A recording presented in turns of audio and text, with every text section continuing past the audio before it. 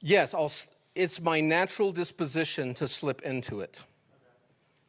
And that's why I have these like red flags.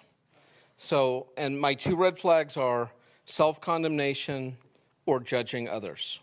And when I catch myself doing either of those two things, beating myself up or beating other people up, that gives me a pretty good idea that somehow I'm back on that ladder.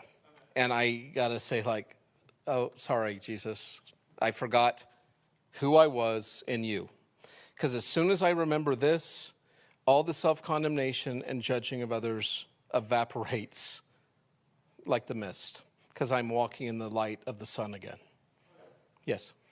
So when you say like self-condemnation, like you mean you're bashing yourself for something that you did, but isn't that sort of like conviction from the Holy Spirit, or? Never. That's guilt and shame. And that's coming from you not living up to your own standards.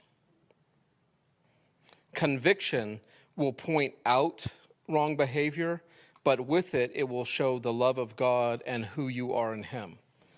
Guilt and shame don't do that. In fact, the problem with guilt and shame is we start feeling so bad about ourselves, we'll often go right back to the things that cause the guilt and shame to begin with, to like self-medicate or self-soothe what's causing the guilt and shame, whether that's sexual addiction, drug addiction, alcohol, video games, it could be anything, food, and then we feel bad about it, and so that we do more of it to make the bad feelings go away, and then it's just that horrible cycle.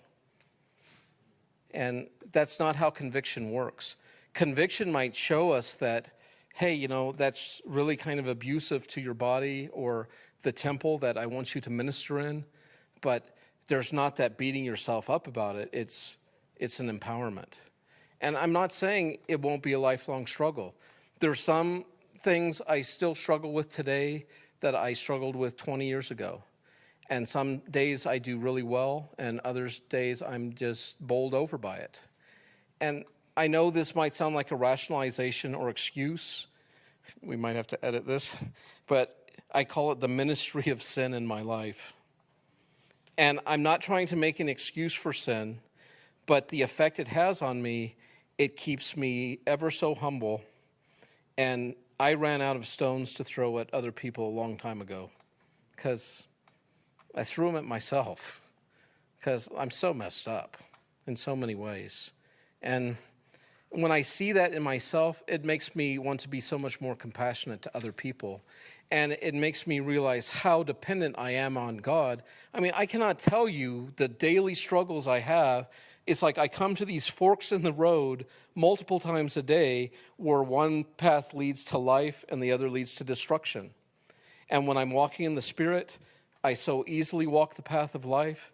And when I'm walking in the flesh, I do the most self-destructive things you can imagine. And it's such a bizarre phenomena to me. But I can talk more about that later too, if you want, because that's like a whole another aspect.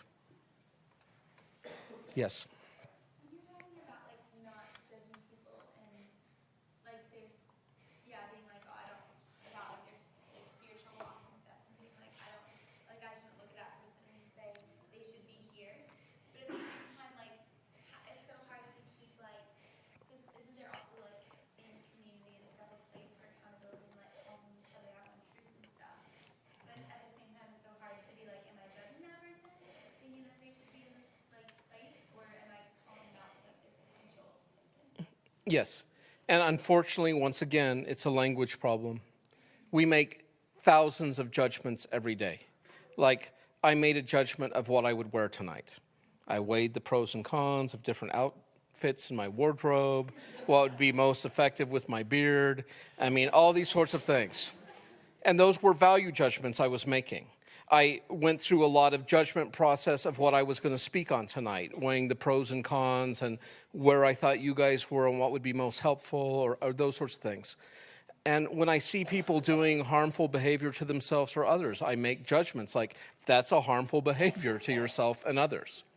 I really think when it's talking about not judging other people, it's the judgment in the sense of a condemnation, like, I hope God burns you for that, or I hope you pay for that, or I hope you reap the full calamity of your evil or that you're causing to other people.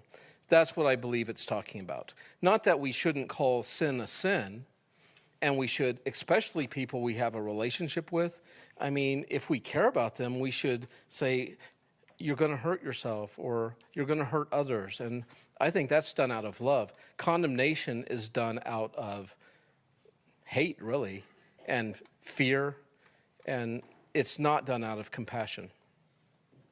And that's what I think we're to avoid. That sort of judgmental condemnation where we want other people to get what they deserve. It's not the way of grace. It's the way of retribution. It's the way of the law.